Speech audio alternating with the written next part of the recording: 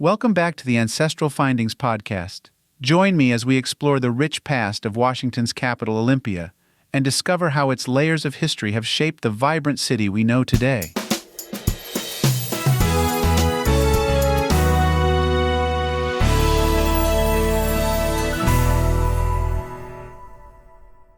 As the seat of Thurston County and its largest city, Olympia was first established in 1859, later becoming a city in 1882.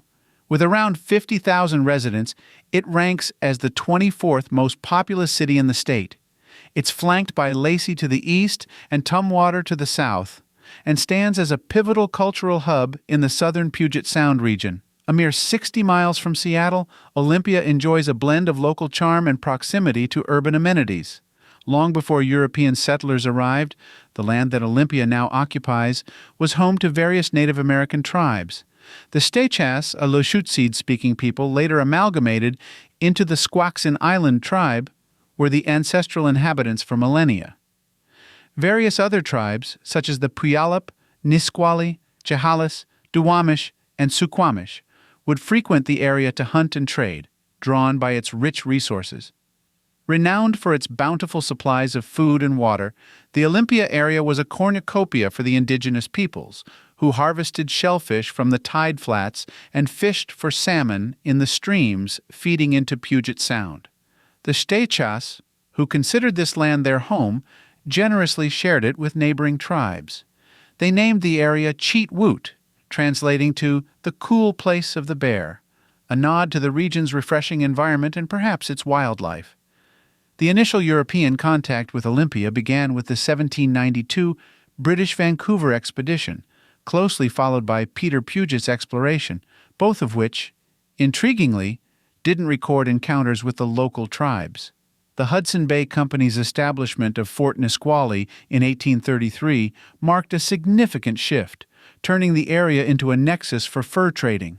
As the fur trade waned, agriculture took root, transforming the economic landscape.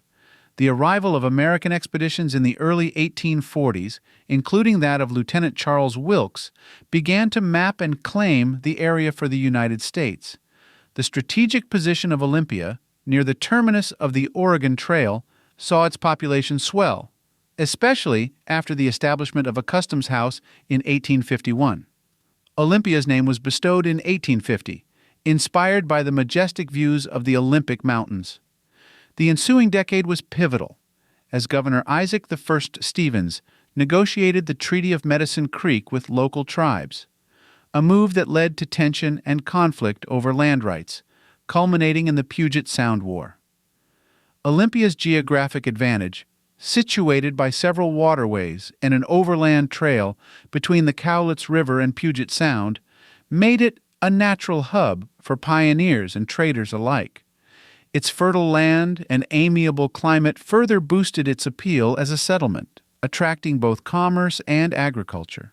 As we conclude this episode on our historical journey through Olympia, we are reminded that the city is more than just a political seat. It's a living museum, echoing the footsteps of diverse cultures and peoples, from its earliest Native American inhabitants who recognized its bountiful gifts, to the European settlers who sought new beginnings, and the American pioneers who solidified its standing. Olympia has been a stage for a continuous confluence of histories. Today, as we walk through the city's streets, past the Grand Capitol building, or along the serene Puget Sound, we are walking alongside the whispers of history.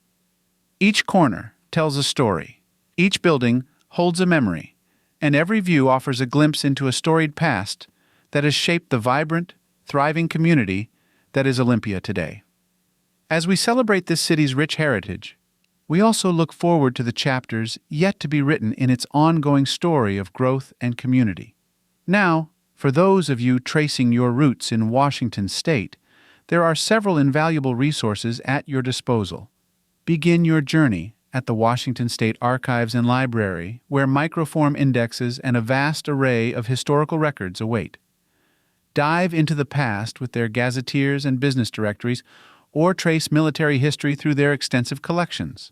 The Washington State Genealogical Society offers a blog brimming with tips and trivia, alongside comprehensive cemetery listings and guides to local resources, ensuring that every stone in your family's past is left unturned. Should you prefer a more tactile approach, the Fisk Genealogical Foundation Library, along with several public libraries and regional archives branches, provides a trove of genealogical materials and expert volunteer assistance.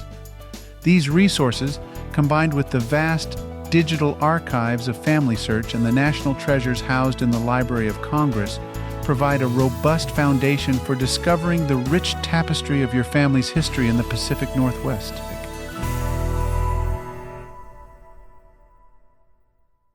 Thank you for listening and subscribing to the Ancestral Findings podcast. For additional resources, visit ancestralfindings.com. You can download a free ebook, request a free genealogy lookup, and even participate in our weekly historical postcard giveaway. If you want to support us in more ways, consider supporting us on Patreon or PayPal. Every contribution helps to keep the lights on. From all of us at Ancestral Findings, thank you for being an integral part of our family history community since 1995. I hope you have a wonderful day, and as always, happy searching.